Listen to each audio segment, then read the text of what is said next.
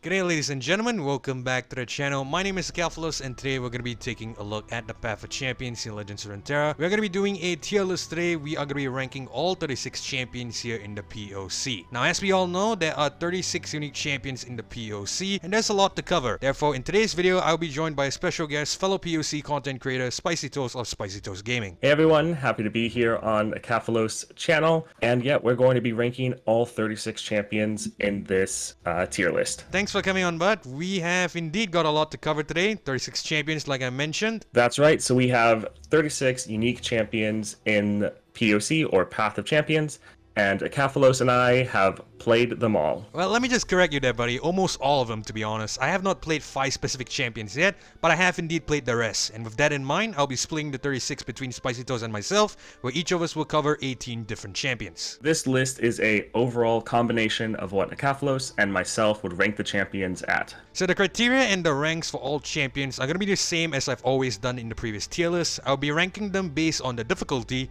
which is how easy the champion is to play, the playstyle, how fast the champion is to play, and of course the efficiency, how effective and powerful the champion is overall. And as for the rankings, they'll follow the same rankings as before. S for too damn good, A for awesome, B for nice, thank you Michael Rosen, C for not bad, and D for if I really had to. Now I've also learned my lesson from the previous video where essentially I might have spent too long on a certain champion. We're gonna go really touch and go and quick with this one for 2 reasons. Firstly, it's for simplicity, and secondly, it's for the ease of the editing process. That way I do not burn down my house because of my potato.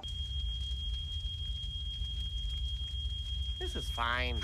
So let's get the ball rolling here because I'll be kicking things off with Annie. Now Annie is a really fast and aggressive champion, like all the other Noxian archetypes. She's also really spell and skill reliant, as shown by her star powers here. Pyromania 2, your spells and skills deal 2 extra damage, and Playful Trick, +1 starring mana, round start, create a fleeting Guile in hand. As I've mentioned, Annie is a really good champion. Consider the fact that you're bringing her on turn 1, you're dealing a lot of damage on your first turn. But the problem with the Annie really is that she doesn't really offer anything in defense. She has a 0-2 stat line which isn't really going to help out a lot. Also, she is really susceptible to removals as well as a lot of other kill spells in this game, and that's why she's probably one of the weakest champions, although she's also one of the strongest. With that fact in mind, we're gonna put Annie in the A tier. Reason being, she is a really strong champion, but unfortunately she is also a really weak champion. If you're not able to protect the Annie, you're probably not going to see too much use out of her. Let's take a look at Ashe now. So Ashe is a slow control deck that is focused on controlling the board through Frostbite. Her star powers, Frost Shot, rank 2, round start, Frostbite the strongest enemy and give it vulnerable. That way if you're attacking, you can essentially challenge that unit with any card that you have and potentially get them off the board. The second star power, Avarosian Spirit, +1 starting mana. When an ally kills a unit with 0 power, grant it 1/1. Since you have vulnerable from your Frost Shot, you can then challenge that unit, it'll have 0 power. If you kill it, your card then gets 1/1. Ashe is very strong and can really control the board, but she is rather slow. And so against some of those tougher opponents like Aurelion Sol, she can really struggle, but she's very good at controlling the board, especially when she's able to let the game go on a bit longer. So I would give her a B. She is a solid champion to play, but you might struggle against some of those tougher opponents that are just too fast for you to deal with, especially ones like Aurelion Sol. Next up, we have Bard. So Bard is probably one of the most opinionated champions here, and by definition of opinionated, what I mean is that everyone has a different take or different perception of this particular champion. Sometimes he's good, sometimes he's shit. Sometimes maybe good, sometimes maybe shit. Now Bard's star powers here are Caretaker's Blessing 2. When you summon an ally with buff stats, granted 2 random keywords, and Cosmic Presence, +1 starring mana. When you draw a card with chimes on it, plant a chime on a random card in your deck. Now personally, I did not have too good of an experience with Bard initially. Keyword here being initially, because after the initial run that I did, I seem to have grown a little bit more fond of Bard and essentially a little bit more familiar with how to play the Bard. Personally, I can understand where this much hate for Bard comes from, mainly because the Bard isn't as aggressive or fast as other champions. He is fairly slow and his entire shtick revolves around getting a lot of chimes in your deck. But having said that, I have played Bard several times ever since the last tier list video, and I can confidently say that Bard is actually a really good champion. And with that in mind, mind, we're actually gonna put him in the C category this time because he isn't too bad once you actually get the hang of it. I still don't think he's good enough to warrant a higher ranking, but he is definitely not a terrible champion. Next up, we have Darius. So Darius is arguably one of my favorite champions in this mode, mainly because he is a Noxian champion and at the same time he is a really aggressive champion. He's really suitable for my playstyle because I love to play aggressively. His star powers are Noxian Mic 2, each round the first time you summon an ally, granted +4/+0 in Overwhelm, and of course Carve a Path. +1 starring mana each round the first time you attack with 15 plus total power, Rally. So as you can tell and as I've already mentioned, Darius is a really aggressive champion. He's really good at essentially ending games for you and also to some degree starting attacks for you. Now the reason for that is quite simply because of the Rally in Carve a Path. Attacking with 15 plus total power gives you an additional attack for that turn, and considering that the Darius deck is filled with a lot of beefy attack stat units, you're probably going to be able to trigger that consistently. Now the only problem here with the Darius is his cost. He's a 6 cost champion, which means he will probably come on into the game really late. In the POC, you don't really have the luxury of time because you're looking to close out battles early before the AI snowballs out of hand. With that in mind, we're going to throw Darius in the B category. He is a really strong champion, but unfortunately he is held back by his cost. Up next, we have Diana. Hailing from Mount Targon, Diana is also a really aggressive champion. Her star powers are Outcast Edge 2, allies have Nightfall, grant me +2/+0 in quick attack. If I already have quick attack, grant me double attack instead. Twilight Offering +1 starring mana, when you play your first card each round, refill 1 mana. Now if there's one champion in this entire mode that takes full advantage of a star power, it's probably gonna be Diana. Diana is especially strong with a Gale Force build when she is running the Outcast Edge, quite simply because you're gonna be able to consistently trigger the Nightfall and grant her a double attack. Triggering Nightfall is also not a problem. As a matter of fact, it's actually made easier with the effect of Twilight Offering. All in all, Diana is a really strong and aggressive champion. As things stand at the time of recording, there are only 3 Targonian champions in the POC. Diana, Leona, and Yuumi. Out of all 3 champions that I've just mentioned, Diana is probably the strongest and the most aggressive. With that fact in mind, we're gonna throw her in the S tier for too damn good. She's really cheap and really aggressive. She is everything you want in a champion to bring into the POC and into the Aurelion Sol campaign. Next up, we have Evelynn. She has a very interesting ramp plus combo playstyle. Her star powers, Peak of Ecstasy, rank 2. When you level up an ally champion, grant allies everywhere 2/2. Love Eternal, +1 starting mana. The first time you kill a follower each round, create a fleeting copy of it in hand. A lot of interesting things you can do with these star powers.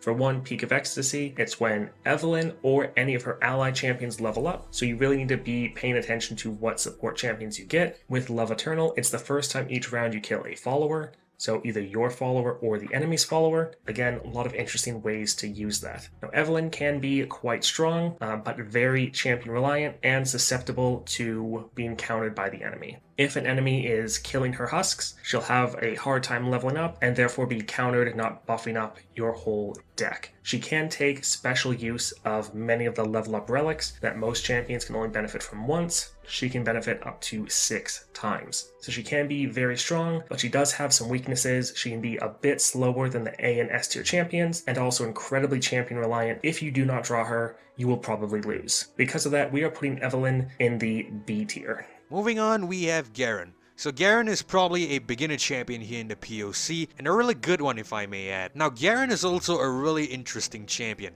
because he can be really flexible, he can be fairly aggressive, and he can also be fairly defensive. His high attack stat allows it to take out most units, and his high defense stat allows it to block most units as well. His star powers, Damacian Might 2, when an ally strikes, granted +2/+2, and Justice, +1 starring mana, round start, create a fleeting single combat in hand, more or less allows you to strike with your Garen almost every single round. These 2 powers not only allow you to attack or block safely with a Garen, it actually incentivizes you to do so, because you're gonna want to get the +2/+2 stat buff in order to beef up your Garen. Now the only problem with the Garen, ironically, is same like the Darius, he is really expensive. He comes on at 5 cost, which isn't too bad in comparison, but it is still fairly expensive for the POC. With that in mind, we're actually gonna put him in the A tier here, slightly higher than his Noxian counterpart Darius, and the reason for that is quite simply because of his cost. He is a 5 cost champion compared to Darius' 6 cost, which makes him a little bit cheaper and a little bit faster to bring on compared to Darius. How ironic, the Damacian is actually more aggressive than the Noxian. Up next, let's take a look at Gnar, who has a surprisingly methodical yet aggressive playstyle. Outrage rank 2, his first star power. Round end, if you've damaged the enemy nexus this round,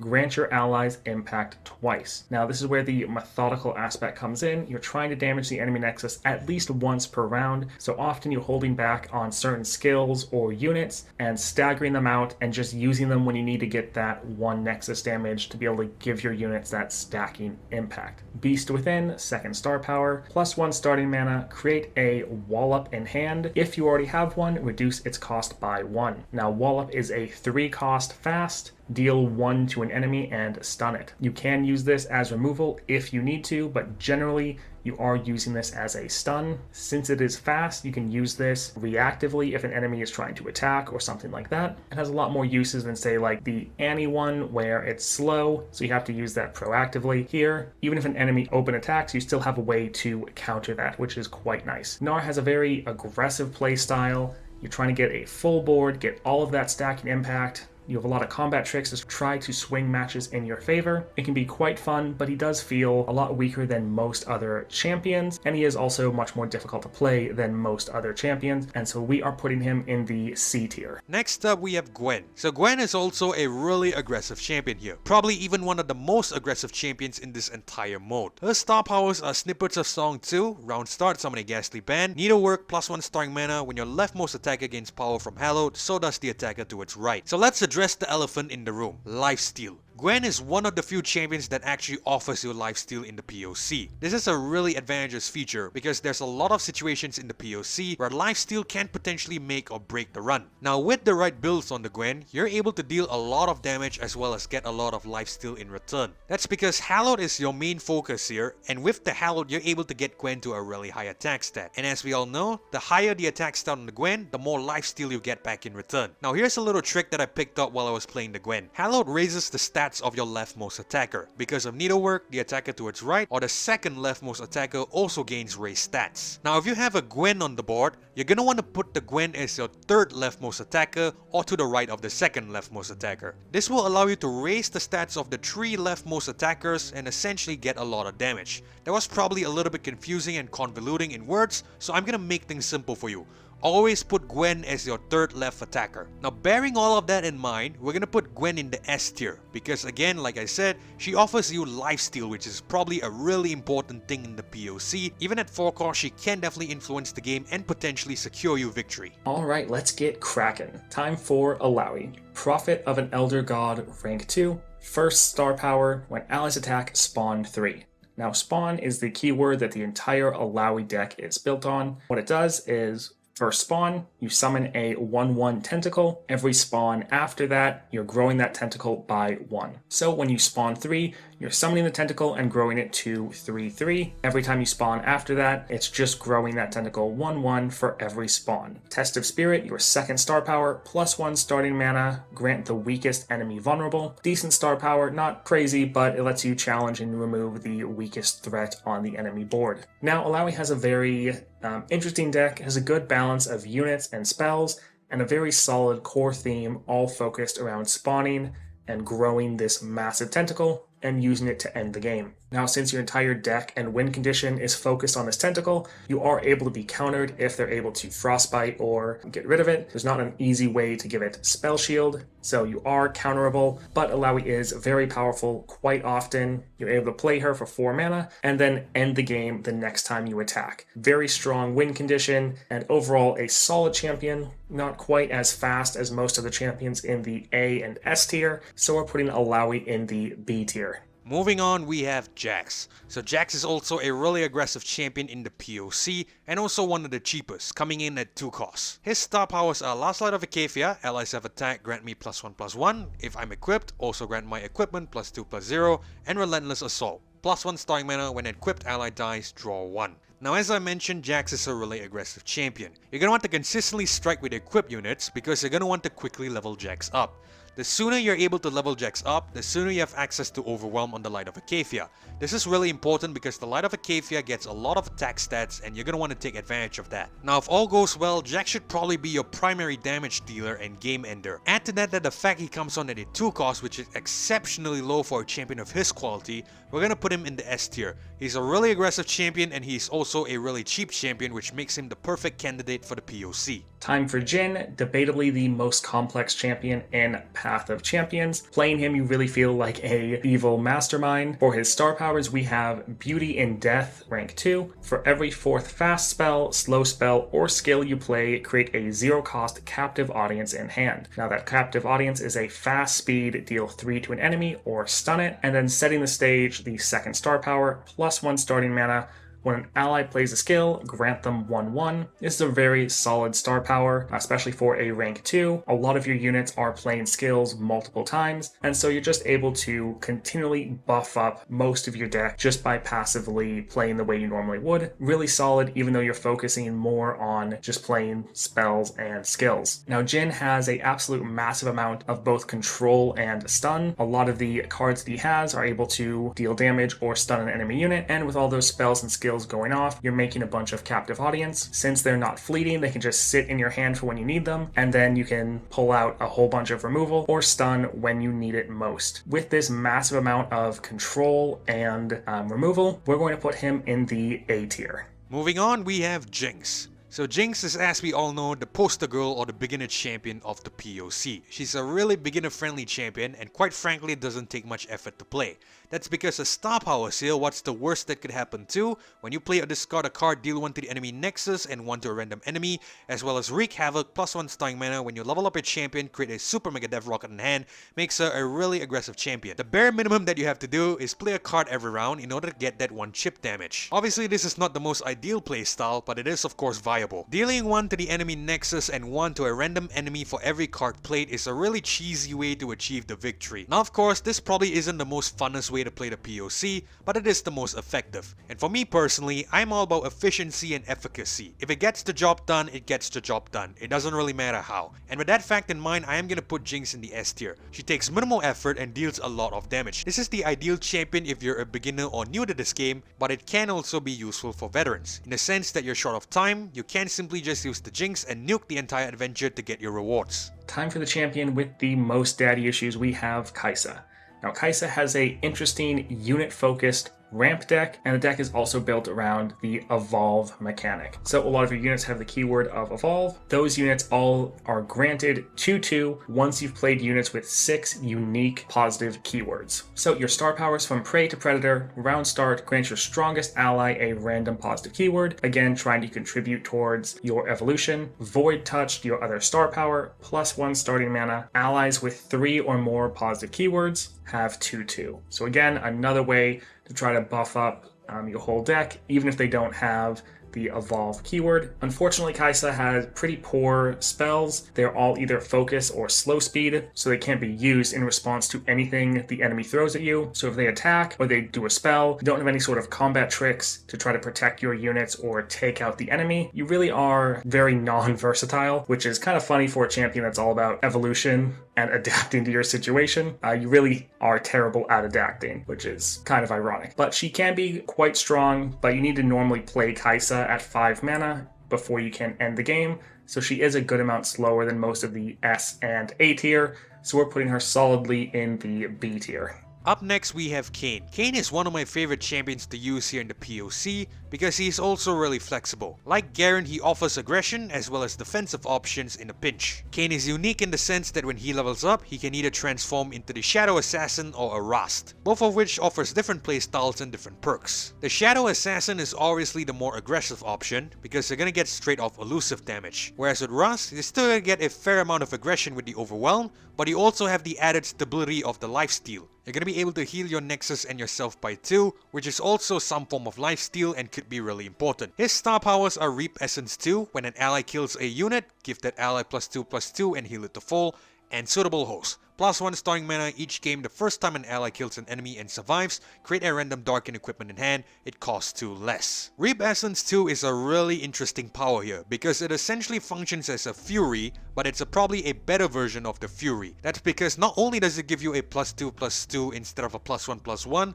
it also heals you back to full. Now the downside of the Kayn is that he's a really Feast of Famine champion. Starting off at 2/5, he isn't really your most powerful unit, and the fact that he comes on at a 5 cost doesn't really help that. However, with some decent stat buffs which you can encounter along the way in the POC, and possibly with the right keywords or relics, you're able to actually capitalize on the Kayn a lot. And when it comes to level him up, between Ras and the Shadow Assassin, my preferred pick is always usually the Ras. Not only is it really aggressive like I mentioned with the Overwhelm, but it also offers you a little bit of stability and survivability with the built-in lifesteal. Therefore, with that in mind, Kayn in my opinion belongs in the A tier. He is really good, really aggressive and really fun to play, but the only downfall here is his 5 costs. Up next we have Lee Sin, who has the amazing ability of letting you roleplay either as Saitama or Moomin Rider, depending on how lucky or unlucky you get with in-game powers. For the Lee Sin star powers, by the way, if you don't get that reference, go watch One Punch Man, you won't regret it. Anyways, for star powers, Dragon Spirit, when you play your second spell in a round, give your strongest ally 8/8 this round. Your other star power, Extend Your Senses, +1 starting mana, round start, create a fleeting Twin Disciplines in hand, 2 cost burst, give an ally 2 power or 3 health this round. This is really useful because it's half of the spells you need to cast in order to trigger your Dragon Spirit, which can help save a ally or really push a lot of extra damage into the enemy nexus. Now, Lee Sin can feel incredibly powerful. If you get the right powers in game, you're able to absolutely one-shot the enemy nexus. You can do absolutely crazy combos with him, but if you don't get lucky and don't get some of the star powers you need, he will feel like one of the worst champions in the entire game. And since he's so dependent on those in-game powers and he's so inconsistent, we're putting him in the C tier. Next up, we have Leona. So Leona is a really defensive champion in the POC. She's also really heavily reliant and focused around Daybreak. Now Daybreak isn't the worst mechanic per se, but it's also probably not the most consistent. The reason for that is quite simply because Daybreak will only trigger once per round. Yes, I am aware Ravun exists, but he is a 5-cost card, or in POC's case a 4-cost card that will only come on later on in the game.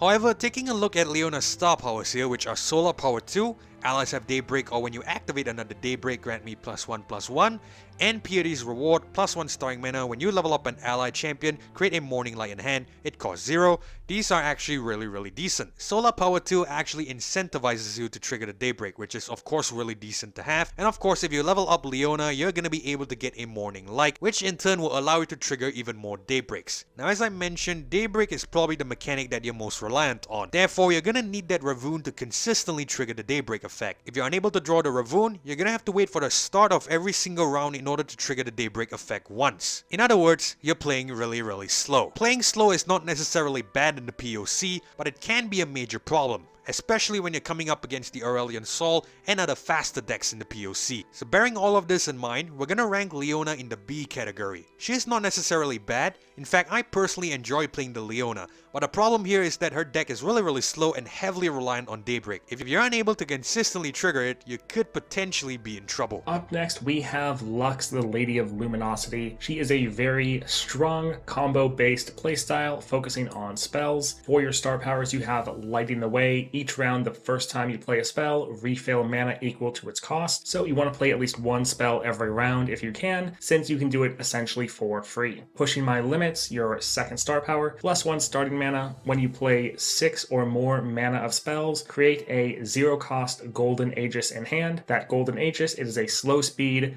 give a ally barrier, and rally. Now, since they are not fleeting, you can stack up multiple of these Golden Aegis in hand. So normally, you're playing one spell every round, and you're working on having a stockpile of Golden Aegis. When you get to kind of the mid-game and you have a full board, you just start attacking and rallying over and over again, and you can consistently end just about every single game when you hit like 5 mana. Very strong, great champion. A little bit on the slow side, not too slow, but definitely slower than all of the S-tier champions. Like I said, normally you're waiting for that 5 mana is normally when you're looking to end the game. Lux is also great because she is not a champion reliant deck. You can consistently end the game without ever playing Lux, and that's actually normally the way that I do play. So since she's a little bit slower, we're putting her in the A tier, but she is incredibly strong, which is why she's in the A tier. Next, let's take a look at Master Yi. So for his star powers, we have Mind and Body. When you play a non-fleeting spell, create a 1-cost fleeting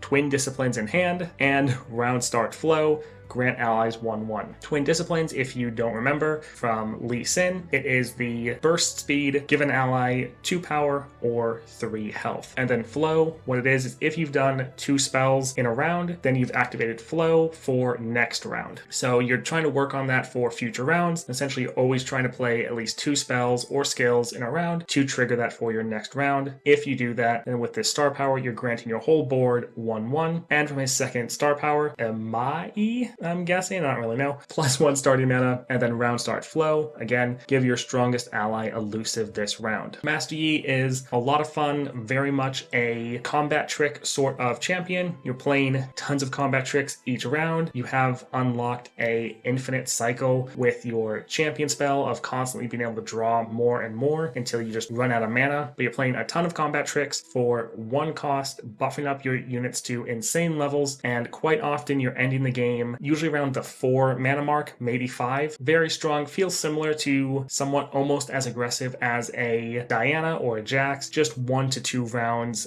slower. Since you are a little bit slower, he goes in the A tier, but again, a very solid champion. Up next we have Miss Fortune. So Miss Fortune is probably one of my favorite champions to play in this game. Quite frankly, because she is really aggressive and she plays really fast. Her star powers consist of nothing but Powder Monkeys 2, round start summoning Powder Monkey, and Most Wanted. +1 starting mana when allies attack, draw a unit. If we're being honest here, aside from Most Wanted, nothing but Powder Monkeys 2 doesn't really synergize well with Miss Fortune. That's because it's not really helping Miss Fortune level up, but just giving you 1 extra damage per round. That being said, it's not a terrible thing either, because you of course can use this as a blocking unit as well as an offensive unit on the attacking turn. Now personally, I love the Miss Fortune. I enjoy playing her because of her aggressive playstyle as well as a cheap cost. One downside however is her health. She's a 3 cost unit, which means she's really easy to kill. Now it's not the end of the world if she's not on the board of course, but it of course means that you're not able to get that 1 extra damage from her bullet time or her love tap. Bearing that in mind, we're gonna put her in the A tier. Moving on, we have Ornn. So Ornn is also a champion that I would say is in a similar position to the Bard. To some people he's great, to some others not so much. As to my position on the Ornn, I think he's a really great champion. The problem that really puts everyone off is his cost, which is a 7 cost champion. He is the most expensive champion currently in the POC and makes him a really poor pick into many adventures. Being a 7 cost, he comes onto the board really late, and he isn't really the most efficient in the early turns. Ornn's star powers include Sweet Solitude 2, game start, summon Ornn's Forge, the first time you forge each round, forge again,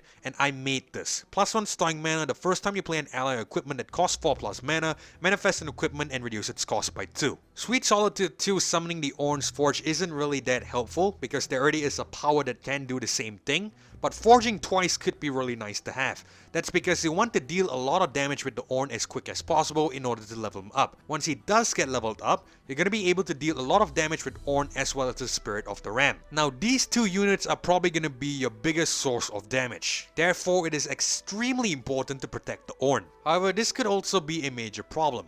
You're heavily reliant on the Ornn for dealing a lot of damage. Now in the POC, as we all know, there's a lot of decks and cards that can actually remove your Ornn. Notable examples include Obliterate in the Aurelion Sol, Vengeance in the Veigar, Stuns and Recalls in both the Yasuo and the Karma decks. Now taking all of this into consideration with the fact that Ornn is a 7 cost champion, I'm gonna put him in the D tier if I really had to. Up next we have Tahm Kench, the River King. For his star powers we have Glutton for punishment. When an ally survives damage, grant it 2/2. Long-term contract, +1 starting mana. When you capture a unit, create a copy of it in hand. It costs 1 less. Tahm Kench has a very solid deck with some rallies, heals, elusives, really works together to fit a unit buffing control sort of build. Very fun, but a bit on the slower side. Sometimes it can be a little bit champ reliant on Tahm Kench with being able to capture enemy units every single round. So it does have some weaknesses, but overall a solid and fun champion. We're going to put him in the B tier. Up next we have Taliyah the Stoneweaver, who has a interesting landmark combo deck, the only landmark deck we currently have. She unfortunately really needs that 3rd star power though. Speaking of star powers, we have Good Morning Grumpy. Game start, summon a hibernating rock bear. Allies have 1/1 and Overwhelm. That second part is the 3rd star, the 1/1 and Overwhelm. Really needed for Taliyah, otherwise she often just gets blocked out and then the game scale or go on too long and she gets outscaled. For the 2nd star power we have Recycled Stone, +1 starting mana.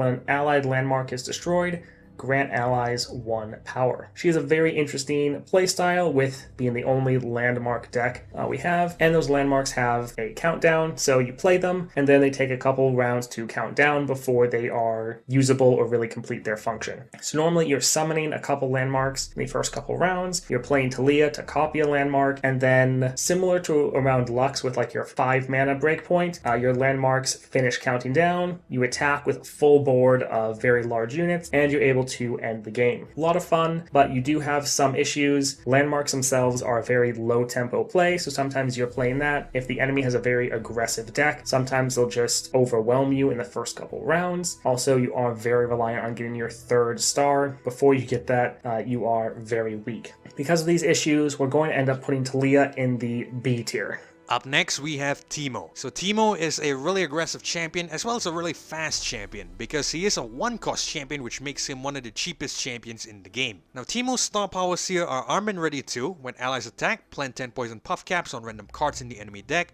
and strike swiftly. +1 starring mana. When your opponent draws a card with 1 or more poison puff caps on it, create a fleeting poison dart in hand. It is burst speed. So as I mentioned, Teemo is a really aggressive champion, and the reason why he is fairly aggressive is quite simply because you're gonna want to consistently attack with the Teemo and consistently plant a lot of mushrooms. The more mushrooms you plant equals more damage, and the more damage equals a faster victory. Now Teemo is a fairly weak champion. Coming in at 1 cost, he can be really susceptible to removals just like the Annie. However, I do believe the Teemo is stronger than the Annie, because considering that when he levels up, he doubles the amount of mushrooms in the enemy deck. That is a lot of damage to the enemy Nexus. Now I don't think much needs to be said about the Teemo. He is a really straightforward champion. You're gonna want to just consistently attack and attack and attack in order to plant as many mushrooms as you can. I think with that in mind, we're just gonna immediately throw him in the S tier here. He is fairly weak, I do recognize that, but in comparison with the Annie, his damage output is probably much more higher, significantly higher, and I think that warrants him being in the S tier. Up next, everyone, we have Varus. So Varus is also another one of my favorite champions to play in this game. That's because he can be extremely rewarding as well as extremely satisfying. Varus' star powers are Blighted Blessing 2. When you target an ally with a single target spell, copy it on your strongest ally,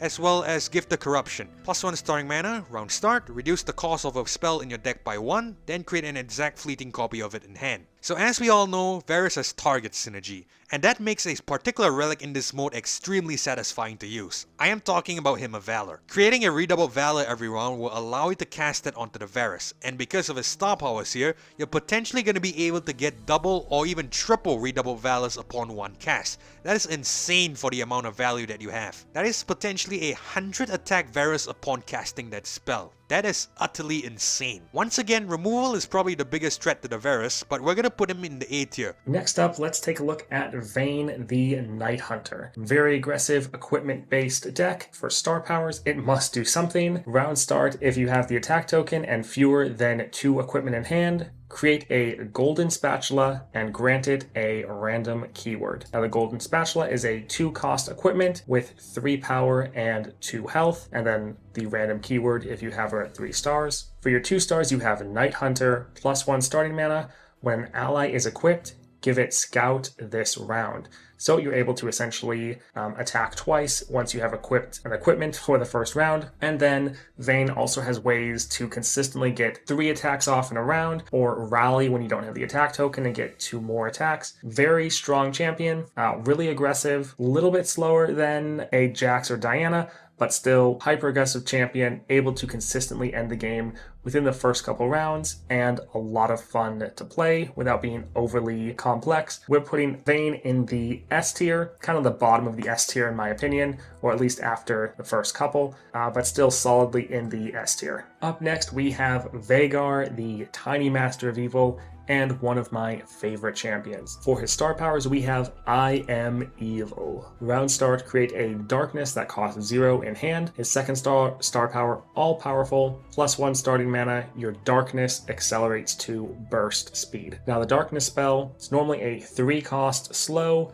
deal 2 to an enemy. Now, because of your star power, that's accelerating to burst speed, and you're creating a 0-cost 1 in hand every round. Other ones that you generate are still going to cost that 3 mana, unless you reduce it down with other cards or abilities. The entire deck is focused around this darkness spell. Some cards are increasing the damage, other ones are generating more in your hand, some other ones are even reducing the cost of them. So it's a very fun playstyle that is completely focused on making your darkness spell be as powerful as possible. Really fits the theme of his character, at least from League of Legends, where you're again trying to stack up and make your darkness as powerful as possible. Really fun. The entire deck is a bunch of cute little critters that are trying to be taken seriously and be evil. The voice lines and everything are hilarious. He is a bit of a slower champion, as well as being a champ reliant. You need Veigar on the board and leveled up in order for your darkness to damage the enemy nexus, but he works very well as a defensive champion, has a really fun play style, but we're going to put him in the C tier because of his champ reliance and how slow he is. If you're wanting to play him though, don't let that discourage you. He is a ton of fun. Moving on, we have Vi. Vi is yet another champion that I really love to play in this game. There's a lot of champions that I love to play in this game, and I think Vi is also on that list. She's just really aggressive and really strong. Yes, you're gonna have to be a little bit patient in order to use her to great effect,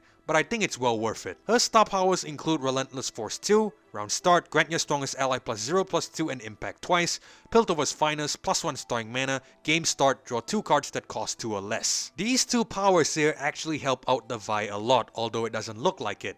As we all know, Vi needs to strike for 10+ damage to level up. And in order to bring her to 10+ damage, you're going to want to play as many cards as possible. Because you'll want to play as many cards as possible, she's probably going to be sitting in your hand for quite some time. Piltover's Finest actually helps you achieve that faster, because you're going to be able to play the 2 cards that you drew with the cost reduction, and as a result, you're progressing Vi's level up. Now couple this Vi with some useful relics and potential keywords like the Overwhelm, you're going to be dealing a lot of consistent Nexus damage. And for that fact alone, we're going to put Vi in the A tier. She's really good in my opinion. What holds her back potentially is the fact that she's a 5-cost champion, and you're going to want to hold on to her for as long as possible in order to maximize her efficiency. Next up, we have Yasuo. Yasuo is yet another one of my favorite champions here in the POC. Believe it or not, I actually played Yasuo more than Jinx when the POC first came out. Now in my opinion, Yasuo is a really aggressive champion. I know in the game it says he's really balanced as well as defensive, but in my opinion that's a lie. Yasuo can potentially be really aggressive with the right build. Yasuo's star powers here are Follow the Wind 2, round start stun the strongest enemy, and Never Dull. +1 starring mana when an ally strikes, grant it +1/+0. Obviously these 2 powers suit Yasuo really well.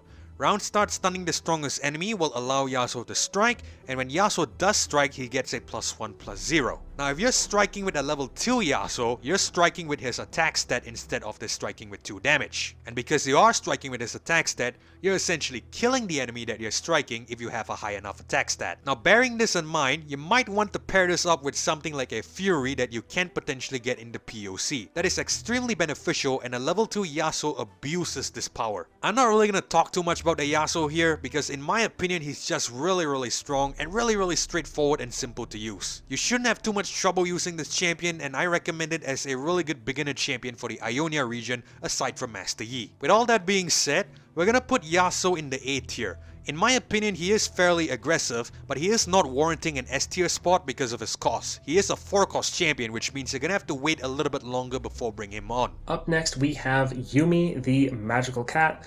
A very early game focused deck, also focusing on attachments. So for your star powers, you got We Got This. Allies have Fated. When you target a Fated ally, granted an additional 1/1. Normally a card with Fated, when you target them with a spell or a skill, they are granted 1/1. But with Yuumi, they get an additional 1/1, so they get 2/2. If you target them again in a round, they will get an additional 1/1. You can activate Fated essentially multiple times, but the first time each round they get 2/2. Every time after that, it's just 1/1 for that round. For the 2-star, So Many Friends, +1 starting mana, game start, summon 2 random 1-cost Poros. The way Yuumi works is you have attached cards, which essentially work like equipment. So you play them, and then you give a unit that you attach to all of your stats and keywords. Because of that, when you play them, since you're targeting a unit, you're also giving them 2/2 because of the Fated. So Yuumi is a very strong early game champion. You can have 2 units automatically summoned, you attach a card to them, they're getting all the stats of that card,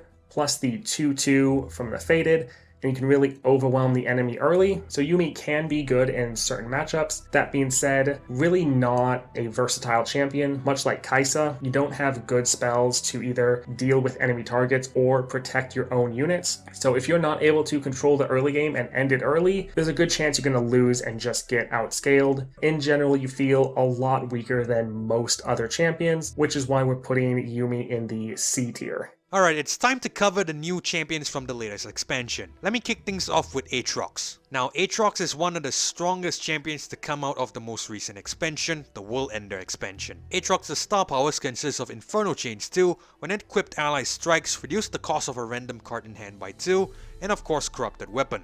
+1 starring mana, game start, create in hand 2 random Darkin equipment. Now I personally enjoy playing the Aatrox. Yes, he is a really expensive champion at 6 cost, but he is really well worth the wait. He is definitely really good in the POC, and combine that with his entire deck, he is probably one of the more aggressive and powerful champions here in the game. Inferno Chains helps you out a lot, because essentially you're gonna be able to get cost reduction on the Aatrox. However, it is random cost reduction, which isn't the greatest, but it is still cost reduction nonetheless. Now here's also a quick little trick that I picked up about the Aatrox, courtesy of a viewer that brought this forward to me in my Discord server. Link to join is down below in the description. Apparently, if you move the Darkin Blade from the Aatrox to another regular unit, you're gonna be able to get double Aatroxes when you level them up, courtesy of World Ender. Now if you add an Ornn into the mix, you're gonna be able to potentially transfer a third Darkin Blade to a third regular unit, and potentially get 3 Aatroxes on your board. Now one thing to consider however is that the 2 clone Aatroxes will not possess the keywords and perks that the original Aatrox has.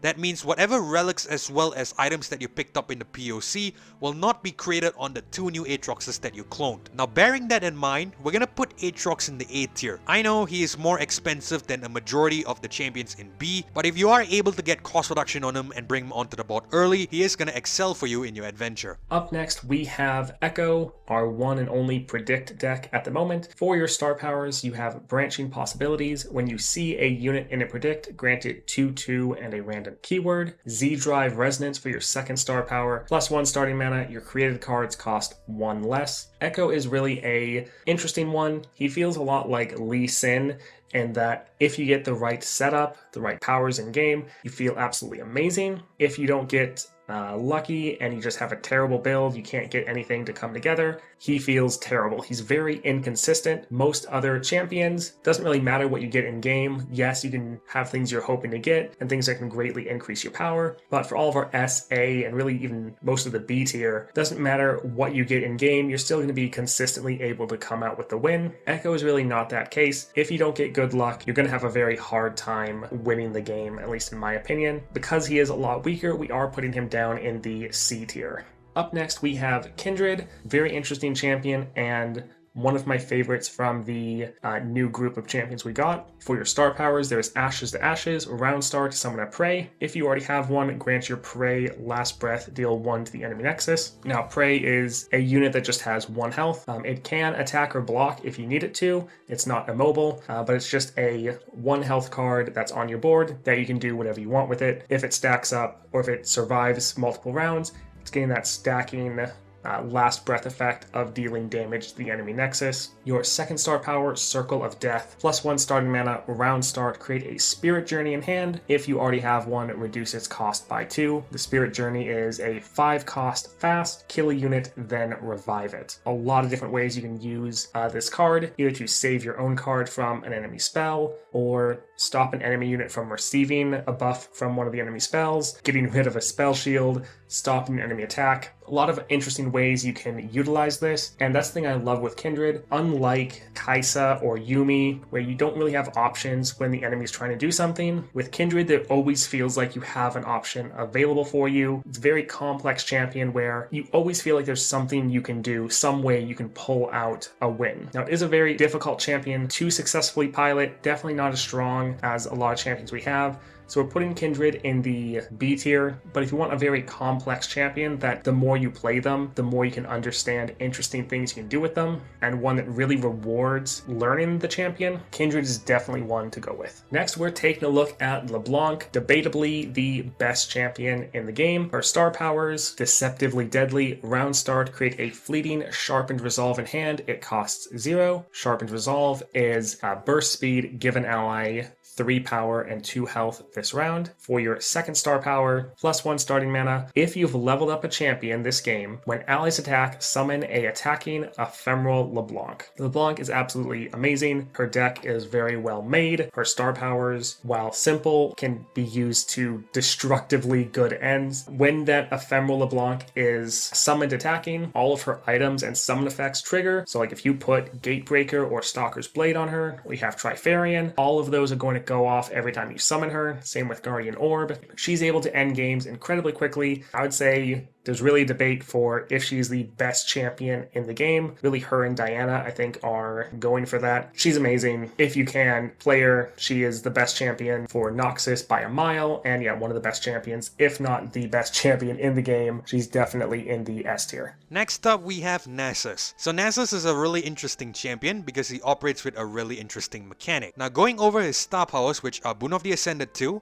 round end, grant your strongest ally +2/+2 for each unit you've slain this round. Once you've slain 10+ units, summon the Restored Sun Disc, as well as Shuriman Preservation, +1 starring mana. Round start, grant your strongest enemy -1/-0. It is important to note here, however, at the time of this recording, Boon of the Ascended 2 doesn't really work as intended. The Restored Sun Disc isn't really leveling up level 2 Nasuses to level 3, or any other Ascended champion for that matter. This is a potential bug on the side of Riot as well as the game. I'm hoping it gets fixed in the next expansion. However, coming back to the Nasus, this is a really interesting champion because it has Slay synergy. As we all know, Nasus gets more attack power by killing units. Killing units equals more stacks, and more stacks equals more power. Now, Boon of the Ascended is really good here because it's gonna allow the units that you have on board to kill more units, in turn granting Nasus more stacks. You're gonna want to take advantage of that high attack stat by bringing on Nasus with a Gatebreaker or potentially an Overwhelm, and dealing direct damage to the enemy Nexus to get the win. Now, I know this is also a really divided champion in terms of the fan base. Some of you actually like him and some of you don't really do. However, in my opinion, I don't think he's that bad of a champion.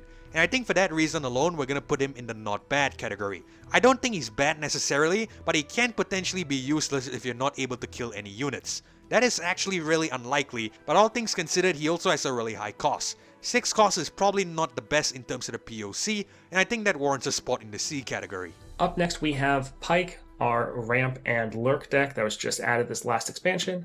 For his star powers, we have Ghost Water Dive. Game start, grant Mariner's Ruse to 4 random allies. When you get the attack token, grant it to 2 more. Draw 1. So Mariner's Ruse is a item that gives your unit lurk and 1/1. Very nice stacking buff, constantly getting added to your units. Also, you're getting 1 additional draw every time you get the attack token. You're trying to cheese this with getting more rallies or scouts so you can get the attack token more often, so you can buff up your deck faster. Your second star power, Gift of the Drowned Ones. +1 starting mana. When an ally dies, create a random lurker that costs 1 more in your deck and grant it 1/1. Again, a nice way to scale up your deck, constantly getting more powerful units in there. Overall, Pyke is a lot of fun. You are ramping up and getting more and more powerful, but really you are relying on Pyke himself to just start absolutely dominating the game and running over the enemy champions, wiping the entire board. He is very much a deck that is focused on the champion, and champion being your main powerhouse.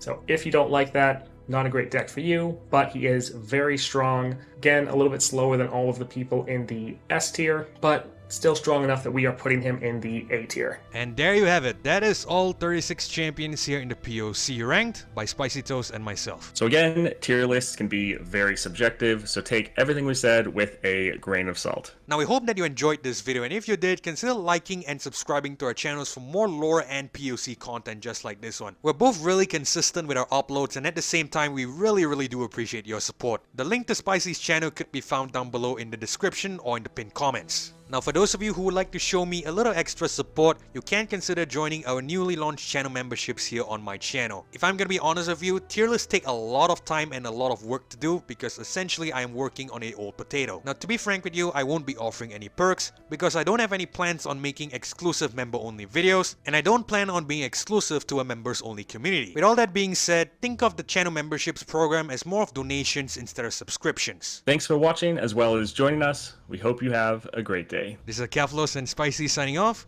We'll catch you guys in the next one. Goodbye.